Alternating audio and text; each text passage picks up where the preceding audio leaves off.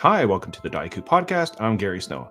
Today I welcome back Chris McDowall, who is the author of the influential game Into the Odd and Electric Bastionland. Chris will be kickstarting his newest venture, Mythic Bastionland, which has been billed as a rules-light role-playing in a dreamlike world of knights and myth. Chris, welcome. Hi, thank you. So, Chris, you first visited us about a year ago, and for those that didn't catch that interview, I'll put the link up above, and we talked about your origin story and how you got into role-playing and your design inspirations and how you approach game design. It's a good interview. People should check it out. But today we're going to be concentrating on Mythic Bastionland, your newest game, and that's going to be kickstarting on November the 7th. And I'm excited to learn all about it. So before we kind of get going, right now on Kickstarter, I think you have like 4,300 people waiting. Yeah, thereabouts. Yeah. So it's going to be like one of those fulfilled in a nanosecond. Do you already have that social media slide ready to? Well, I know you are very influential in the game design industry. We're going to be talking about Mark of the Odd and some of the things that you've provided out there as a toolkit for game designers. But just first of all, like I'm going to put up here on the screen for those that don't know, Chris, and if you're under a rock if you don't know, but Chris has done Into the Odd, and then I'm moving it wrong way. And this one was the second edition, not second edition, but re-edition. That's through Free League that you've done with Johan Noor doing the art, and it was incredible. I love the spot UV finish. You can see it shining there. Beautiful book. I know a lot of people have said it's one of the most beautiful books they own. And then you also did Electric Bastionland, and so that's the other thing. And so tell us, where does Mythic Bastionland fit in within the world of Chris McDowall? So with Mythic Bastionland, it does essentially use the same system, and in theory it sits within the same setting. But what I didn't want to do with this game was I didn't want to just make, because you hear Mythic Bastionland and you see it's kind of medievally. You might think, oh well, it's just Electric Bastionland, but like find and replace light bulb with wagon or something like like just a medieval coat of paint on top of Electric Bastionland. But I wanted to make something that was still familiar to people who like Into the Odd and Electric Bastionland and could use some of that content, but I wanted to make something that felt very different. So as well as being set in the kind of mythic past of this setting, it has a very different style of gameplay in that it's really focused around sort of hex crawling and traveling long distances, and your characters are knights rather than just the nobodies in Electric Bastionland and Into the Odd who are just random losers who have a few bits of equipment. In this game, you are actual knights, so you do have a little bit of prowess, and you have a little bit of something special about you, and a little bit of a standing in society as well, I guess. So yeah, it takes the same design philosophy I wanted to do with Into the Odd and Electric Bastionland of being very rules light, very fast, and very simple, but transplants it onto this much larger scale mythic setting of kind of, like I say, hex crawling and domain management and generational play and all of these big things that sound very scary, but I wanted to try and see if I could make them as accessible as I did with like dungeon crawling and Into the Odd. And I'll be flipping through a few slides here with Alex Sorensen art, so it's got definitely a unique kind of look to it that different from at least some of the other ones. Did Alec do the original Bastionland ones? Yeah, he did all of the art for Electric Bastionland. So I knew that I wanted him to come back, but I knew that I wanted it to, again, it's like familiar but different is kind of the thing I'm going to keep saying, I guess, because I wanted it to feel like it could still exist within the same world and that it has a kind of connection to it. But I wanted it to feel very much like its own thing as well, which is a very difficult balance to do. So a lot of the inspiration for the art were things like tapestries, stained glass windows, and almost like these are like works of art that could exist within the world, if that makes sense. Yeah. Rather than kind of like a snapshot of what's actually happening in the reality of the world. This is kind of it's the myth version of the knights and the myths that are in the game. I seem to remember in an interview that you talked about when you did the art for Electric Bastionland, and you just gave you didn't give a lot of guidance to Alec, and he just came up with these, and you're like, yeah, that's cool. And it's kind of interesting to see that now it's like more of a partnership based upon the previous work and expanding upon that. So that's pretty cool. Yeah, I think it's the thing that takes a long time is getting that initial style down, because we wanted to get an initial look that we were both happy with, so that then he could just run wild with it and, you know, interpret the text that's on the page basically in the art, because the text is kind of done. So it is now he's kind of interpreting the text to create the art. And it's for the knights, it's great because you've got like all the flavor of the knight there, and it's quite straightforward. But for the myths, I should say the myths are kind of the myth. Essentially, myths generate omens, which are kind of like the encounters that you encounter as you wander around the world. And as you encounter each omen, you'll encounter each omen of a certain myth. Sorry, can I start this bit again, because this makes zero sense. So the myths are sort of the strange things that exist within the realm, and each myth has 6 omens that you'll encounter generally in order. So it's almost like a little bit of a, not quite a linear story, because you don't know when you'll be encountering each myth's omens, but each myth has a sense of kind of escalation. And I think it's been really fun seeing how he's worked that into the artwork, because sometimes the art, like I say, it almost looks like a tapestry where it's sort of telling the story of the myth, and you can see the sort of individual omens in there. So yeah, it's really cool seeing what he's come up with, and it's it's been really cool. Yeah, and I really like the fact personally that you didn't just mail it in. Like, I mean, you approached the game like as a good game designer should, as the rules kind of dictate the setting and the premise of the game quite a bit. And so you've got kind of 3, at least, correct me if I'm wrong, looking at the preview, you got knights, myths, and seers. And how do they, and you already touched on how the myths kind of work together with the knights. And how did the seers play into it? So for me, a large part of what I wanted to get in this game is I wanted to have a sense of like exploration, and this idea that when you're dealing with myths, so if you think about myths from like fairy tales, like, I don't know, like the myth of Medusa, let's say, which isn't in this book, but as an example, the way that you defeat Medusa in the myth is you have the knowledge. It's not about going in and fighting Medusa because you'll get turned to stone, but you gain the knowledge of, you know, the trick with the reflection. And I wanted to capture some of that feeling. So a lot of what the knights are encouraged to do is gather information about the myths before they kind of bump into the more dangerous omens from that myth.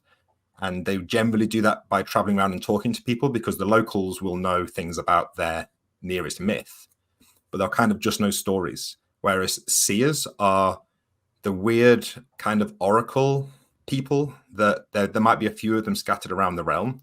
And they're kind of like the weird Merlins of this world, where they live kind of, they have like a weird relationship with the past and the future, where they can kind of see both, and they kind of know everything. So they can kind of tell the knights exactly how to survive a particular myth that's threatening them. But each seer is kind of very difficult to deal with. So they have their own agendas. They have their own just peculiarities that makes them hard to understand.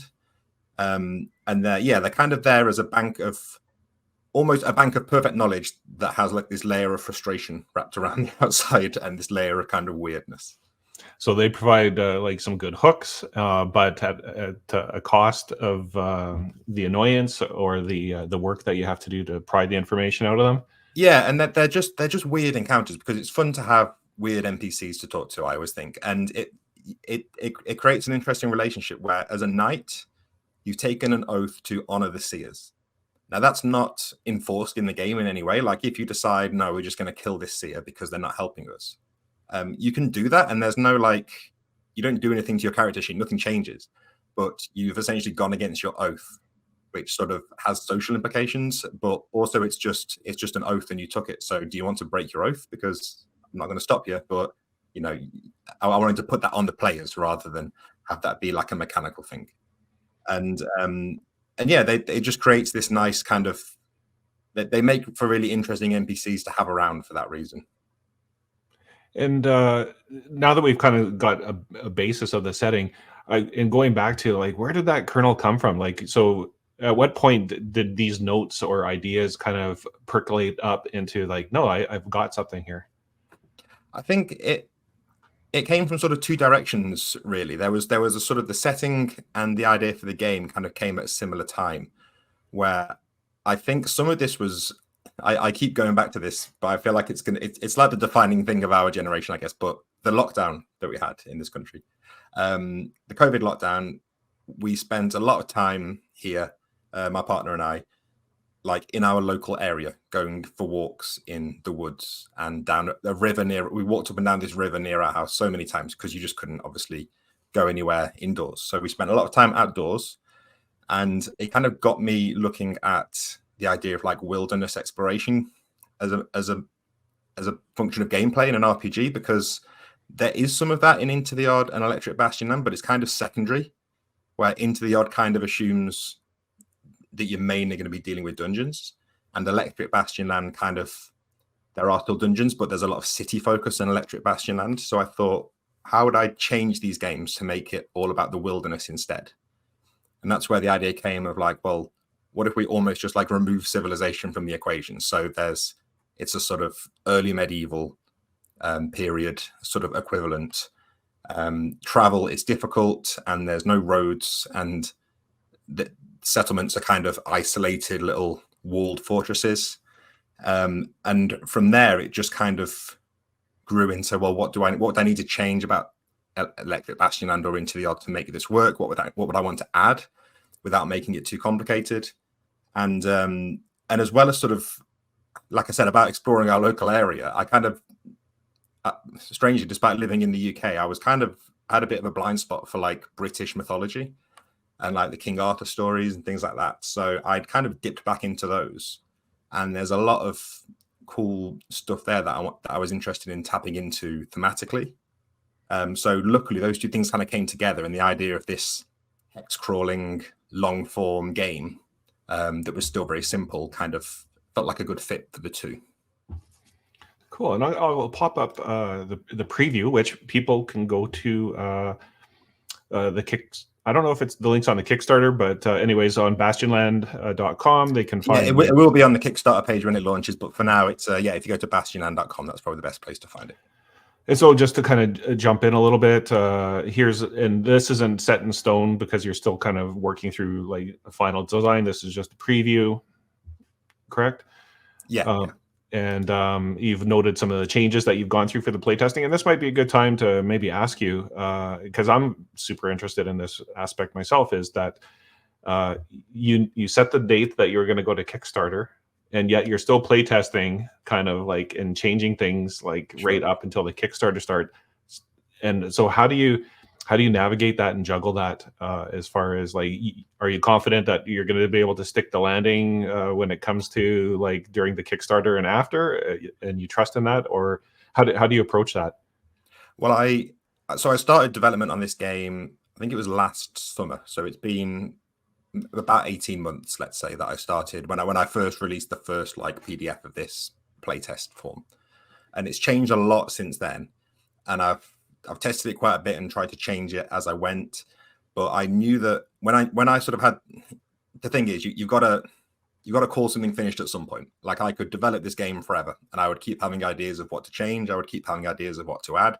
But I feel like I need that pressure of having a little bit of a cutoff point that's not too early, so I don't feel like it's sort of half baked, but not so late that it just kind of goes on forever. So when I set the Kickstarter as sort of November, I knew that I wanted to have no major rule changes after I announced the Kickstarter. So when I announced the Kickstarter, I also released the quick start document and this one that we're looking at now. And I wanted these to be pretty close to the final rules.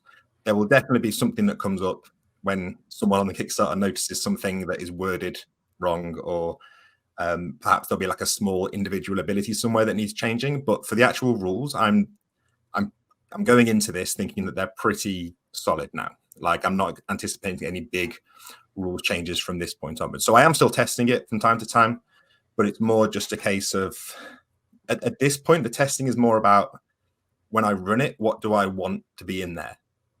because it's one thing to test the rules to make sure they work, but it's another to test it to make sure that it's a good book to run a game from. So that's where there's a page later on that's just 4 pages of random tables, because I felt like when I was running the game, I was missing the random tables a little bit. And I needed little bits of inspiration. So I added more of those in. So that's the kind of thing that's probably going to come out of playtesting at this point. The thing that's happening now is which is a long slog, is just going through and fine-tuning the wording, tightening up all of the writing. Then there will be proofreading, there will be editing, and it's more that kind of stage of development now. In terms of stuff that's happening when the Kickstarter's running, that's the kind of stage of where we're at. I don't think I'd want to be making giant rule changes during the Kickstarter campaign. And just to maybe follow up on the whole playtesting process, I mean, you are a successful designer. Everybody is very happy to get a playtest game that they can play of yours. But in the early days, when you were first starting out your playtesting, it's hard to get people to playtest a game that they don't know about. But how important is it to you to be able to conduct those playtests and learn from them? Like, what do you look for as a game designer and during the playtest? I think they are important. I think the way I try to look at it now is like, well, what am I trying to get out of the playtests? So like I say, very early on, I will often playtest something that I've written quite quickly and not tested at all. And then when I get it to the table, it just kind of doesn't work. So those kind of very early tests are just like, will this work at all? Are there any giant errors in here that just that kind of stall the game? But like I said, with thinking about running a game, that's the kind of testing that I find really useful, because it's really useful when somebody else runs the game to hear like what they had trouble with, because they'll come up with things that seem obvious to me. So they'll say like, oh, I didn't really understand how this bit of the travel system works and how I should describe it to the players. And when I was looking at it, I was thinking, oh, well, I've explained that. It's in there. But, if it's all well and good having it in there, but it's having it in the right place and phrased in the right way that it goes in for people. So a lot of the changes that I make as a result of testing are more to do with like presentation and content, as much as sort of fine tuning a +1 here and a -1 there. Like that's not really a huge focus of the testing for me. Okay, cool. And looking on this page here, we got vigor, clarity, and spirit. And if I go back to, and I don't know if they've been called attributes in the past, but Into the Odd, you had strength, dexterity, and willpower. And then Bastionland, yes. Electric Bastionland, you had strength, dexterity, and charisma. And then here you call them virtues. Yes. And they're vigor, clarity, and spirit. So slightly different, but... Yeah, and I was really in two minds about doing this, because it feels like, at first when I thought about it, I thought that's kind of just an arbitrary thing to do, and it's just one more little barrier to entry. But then as I played, the way that ability scores work in this game is a little bit different to Into the Odd and Electric Bastionland. Whereas in those games, your strength will often go down, but the other scores are mostly static, and you're mainly using it to roll saves. Whereas here in this game, there was a bit more scope for all 3 ability scores to take a bit of a hit, and the way that you restore each ability score is slightly different. So it started to feel strange when you think about like the idea of losing dexterity. That feels like a slightly clunky phrase. It doesn't quite make sense. Like it does when you think of like losing your manual dexterity, but it didn't quite reflect what was happening in like the fiction of the game. So I've changed them to things that feel like they can be abilities that you sort of roll against, but they can also be like a resource that will get sapped away if you're not careful. So yeah, losing clarity, I feel, makes a bit more sense. And also I wanted them to capture a little bit more personality as well, because one of the things that a big inspiration for this game is Pendragon. And one of the things that I really like about Pendragon is it's got that whole system of what they call personality traits, where you've got the sort of the virtues and the vices, and you will have numbers that tell you whether your character is like pious or worldly, or all these different paired kind of descriptive terms. And whereas I didn't want to go down that route, I wanted them to feel a little bit more like they described someone's character. So clarity, spirit, and vigor felt more like they could apply to personality, as well as just being like your strength and dexterity feel very physical and like it's just your body that you're describing. So yeah, and same with guard. I mean, hit protection, HP. It's been a tough sell for some people to understand how HP works in Into the Odd and Electric Bastionland, because you just roll damage, you don't roll to hit. And I think most people get it now, but I thought this is an opportunity to sort of do what I perhaps should have done a long time ago and give it a different name, because it's kind of a different function really to HP in, say, D&D. So calling it guard makes it a bit more straightforward in that your guard protects you against damage and it's very easy to get back. But when your guard is down, you are vulnerable. And hopefully that will make a bit more sense for people coming in. Unlearning hit points is tough. Just this day. I say it all the time instead of hit protection. And then you've got your basic rules here that we're looking at. You've got saves, the virtues that we just discussed. Some of it is very familiar, but something that you've brought in more is the feats and gambits, and that's correct me if I'm wrong, a kind of a new focus of the game. And it's a big departure from Into the Odd and Electric Bastion, where I didn't want the game to be about these sort of combat buttons you can press, because the characters in those games generally weren't professional fighters. They are primarily treasure hunters. But in this game, I thought this is an opportunity to explore a different type of character and to dip into that kind of a little bit more combat tactical stuff that you can use to make combat feel a little bit more narrative flair in the combat, really, is what I wanted. So it's a bit more fitting for these knightly characters. So yeah, you have feats, which are kind of 3 special things that you can do. And essentially each one is tied to a different virtue. So smites will do extra damage, but it's tied to your vigor. And deny will let you sort of rebuff an attack die against you, essentially. And that's tied to your spirit. And what you do is after you use it, you roll a save. And if you fail the save, you can't perform any more feats this combat because you are fatigued. So it's a very kind of straightforward thing that just adds in this one extra little bit of risk and management, where you have these quite powerful abilities, but you kind of have to, you don't want to just use them for the sake of it, because if you get fatigued, you're kind of left a little bit vulnerable. And gambits are kind of the same, where I messed around with a few different variants of this system of wanting to have something that felt a bit like a critical hit thing at first, because at first it was the case that if you rolled the highest number on your die, something special happened. And that sounds great, but when I played it, for various reasons, it didn't quite work. So instead, because in a system you're often rolling multiple dice if you've got multiple weapons and you're getting bonuses, but you're generally just keeping the highest single die, I wanted to put in something that you could use those other dice for. So you can kind of spend any die of 4 or more to do something extra in addition to the damage that you're doing with your highest die. So if you roll a 6 and a 4, you can spend the 4 to perhaps keep your enemy in place while you hit them, or you could just use it to cause more damage. You could cause to try and dismount them, to try and drive them away. Just extra little combat things that are left quite open. There's some pretty firm guidance in there, but there's also enough open space there that you can use it for sort of situational things, like if you've got an interesting battlefield with like features that you want to bring in, and gambits are a good way to do that. So yeah, it is a departure, but I think it's fitting for this kind of feel that I was going for with this.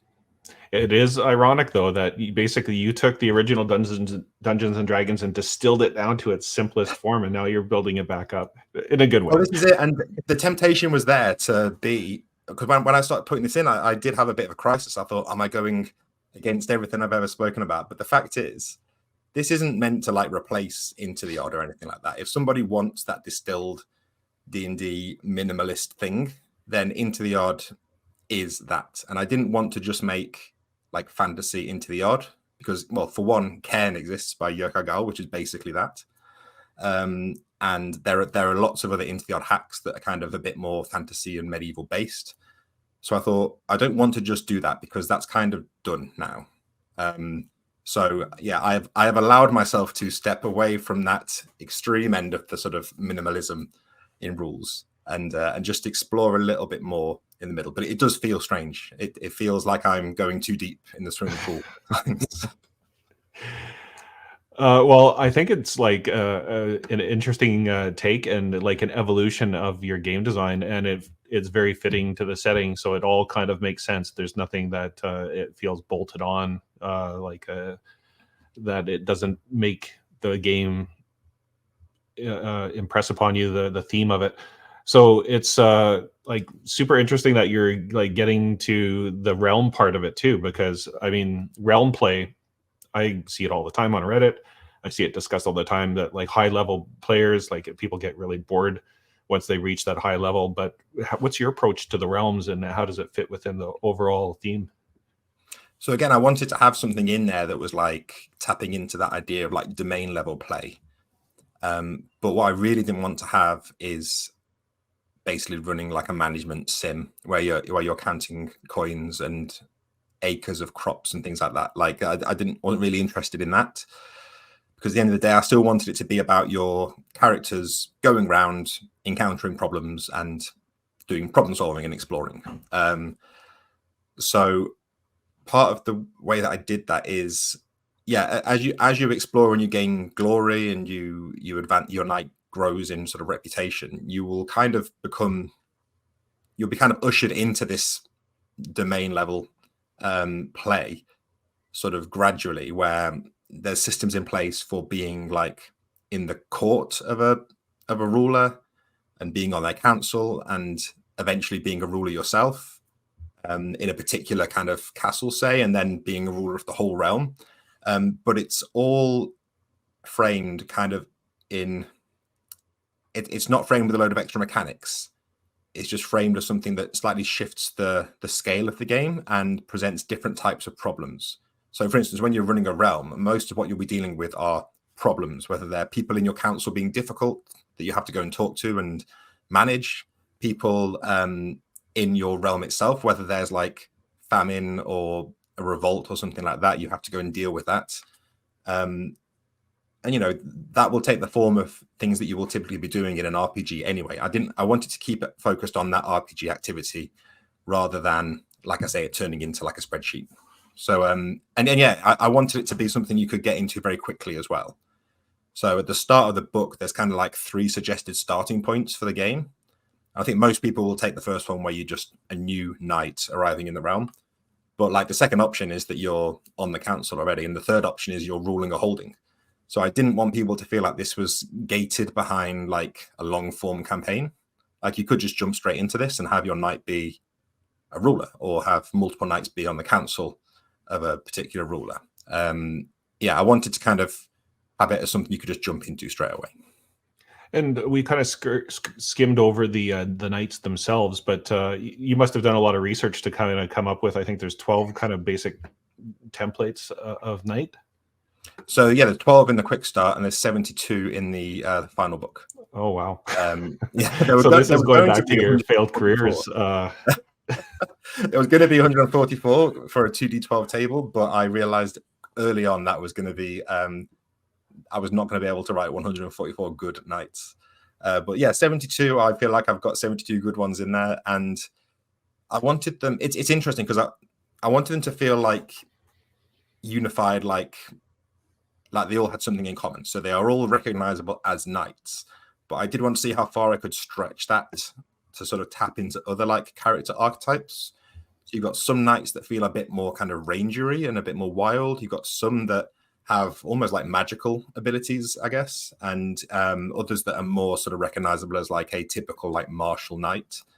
And they are, yeah, each of them has like a single name. So you've got like the coin knight and the bone knight, and yeah, each of them kind of has quite a strong archetypal presentation and like a special ability that's kind of a unique ability that only that knight has to sort of help them stand out. Well, very cool. And then, you know, random tables are awesome. You got a bunch of them in there, and you've got the True Knight. Here's just a sample, the Snare Knight, the Wall, and each thematically based upon the name, kind of their background and history. And 72, that's, I would have been banging my head against the wall at points to try to come up with unique. aspects, but it's looking super cool. And so you're heading to Kickstarter on November the 7th, Tuesday, November the 7th. That's right. What time, UK time? It's going to be 2 p.m. UK time. So I think in North America, it'll be like early morning. Okay, cool. So everybody that I'm going to put the links to the Kickstarter so that you can be notified when it goes to launch, and it's going to fund in a nanosecond, as they say, with that. But overall, like, are you excited, nervous? You've done a few Kickstarters. We talked about this before we started the show today, that you're an old hand kind of game design, and you've done a couple Kickstarters yourself. But how are you feeling? I'm feeling good about it. It's interesting because even though I've done, so this will be like my 4th or 5th book release, depending on how you count it, and my 3rd Kickstarter. But with Into the Odd Remastered, obviously I had I did that with Free League, even though I ran the Kickstarter and did all the design and everything. They were dealing with the distribution. And for the first one I did, Mythic Bastionland, that was before this was my job. So that was something that I just did as a side thing to my day job. And on that one, I also worked with Rowan Rook and Deckard, came on to consult on that, to sort of hold my hand through running that Kickstarter. So weirdly, even though I've been doing it for a little while, this is my first one that I'm doing on my own, which is good. I'm proud of myself for doing it. But that combined with the fact that I've had a couple that have done really well, it does create this little bit of expectation and kind of pressure on myself. So I'm excited, but I'm also I'll be very glad when we're a few days in and I can hopefully breathe a little bit of a sigh of relief. And just talk to us about the tiers. Are there any kind of first day backer stuff? Is there add-ons? So I wanted to do this for 2 reasons. I've gone for quite a simple approach. There's just the 2 options are you can buy the PDF or you can buy the print and PDF. There is only going to be one physical version of the book. There's no extra covers. There's no deluxe version. There's no alternate art or anything like that. This is the book. This is Mythic Bastionland, and there's no add-ons for things like dice or miniatures or maps or anything. The only add-on that's going to be on there is Mythic Bastionland. So if you want to have both of them looking very nice on the shelf together, you can pick up them both. And part of that is there is a large part of it that's just for my own sanity, to keep it simple, so that there's fewer things that can go wrong with the fulfillment. You hear all these horror stories about people who have a Kickstarter that's being held up by a poster or something that's been delayed, and everything else is ready to go, and there's just one little thing that's not quite right. So I wanted to keep it simple for that reason, but also I think I just wanted it to be, this is the version of the game. Like I say, there's something quite appealing to me in that simplicity of having it be, if you've got Mythic Bastionland, you've got Mythic Bastionland. It's a self-contained thing. I'm not really planning any supplements or anything for it. I might write splat books in the Mythic Bastionland. Yeah, exactly. I kind of want it to be, it's a standalone thing that once someone's got it, they've got an entire world there, and it's kind of the definitive version. They're ready to go. And then as a statesman of the game design world, which I think you are, and you've earned that title, I would say, is what do you see happening in the game design world that you're excited about or that you're interested in? I know you've done some features on your own YouTube channel. So what's kind of exciting you nowadays? It's so the obvious answer is, I mentioned before, there's lots of people now doing things with Into the Odd, which is really exciting for me on a personal level. And it's actually really nice because I designed Into the Odd very selfishly to be the game that I wanted. So now that lots of other people are designing games in that way, it means there's lots of games that I now like, which is really good. I feel like we're also seeing this kind of, I hesitate to even invoke the term OSR, but I feel like we're seeing another form of OSR kind of emerging. The likes of, so recently there was, I did a recent read through of a game called Doomsong. Mm-hmm. and we had Shadow Dark last year that sort of blew up. And and Morkborg is kind of perhaps the original example of this. These kind of games that are coming at OSR style of play, but from a different angle, and in many ways have very little resemblance to sort of other OSR systems, but there's still like a connection there. So I think it's a really interesting time to be looking at so many options for that type of game, rather than just having lots of games that are based on like basic D&D. Many of those games which I enjoy, but it's nice to see some other directions of approach for that style of game. I think that's what I'm really looking forward to seeing more of. And as far as other stuff that you've got Mark of the Odd. So for those that you're saying have like maybe design games based upon Into the Odd, tell us a little bit about Mark of the Odd and how others could do that as well. Yeah, so Mark of the Odd is it's two things. So it's an SRD that has all of the basic rules of Into the Odd that you can use in your game. You can take that text. So it's basically all of the rules, but it cuts out all the flavor stuff and like some of the specific like starter packages, but the core of the system is there and it can be used, and you can use that as a starting point for your game, and you can put Mark of the Odd label on the back so people know it's kind of coming from that starting point. People have asked me a few times whether Mythic Bastionland, whether the rules from this are going to get folded into Mark of the Odd.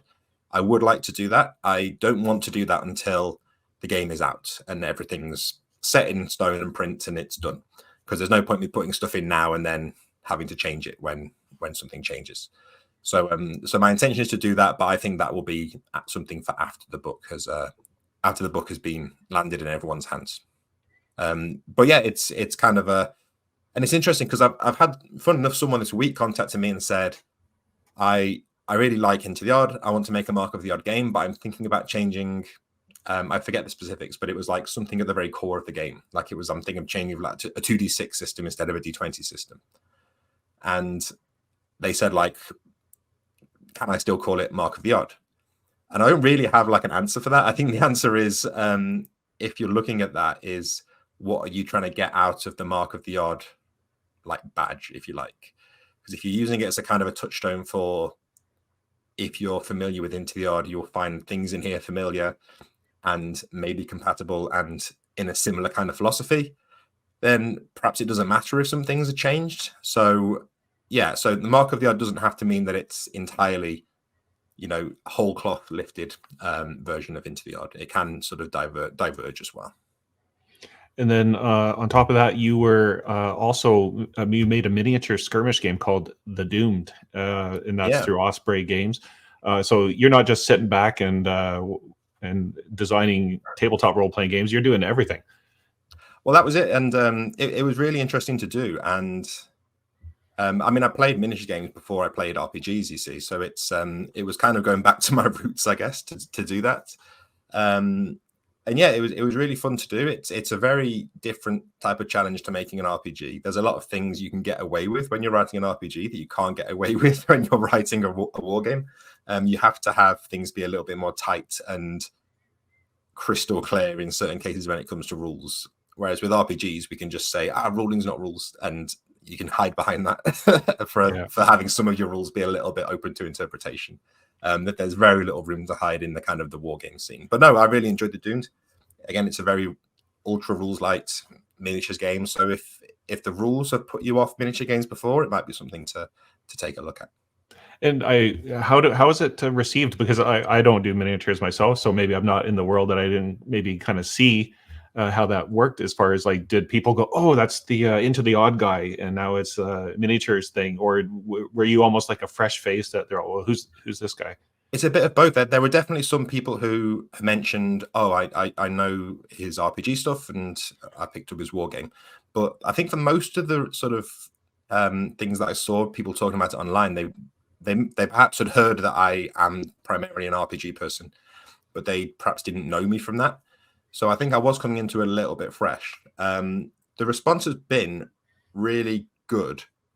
It's been so when I go into this, I always tell myself that I would rather have a few people, hopefully lots of people, sort of really like it and say, oh, this is different. I've been I've been struggling with something to do with games, and this game kind of fixes that. So I really love that this game is doing something different.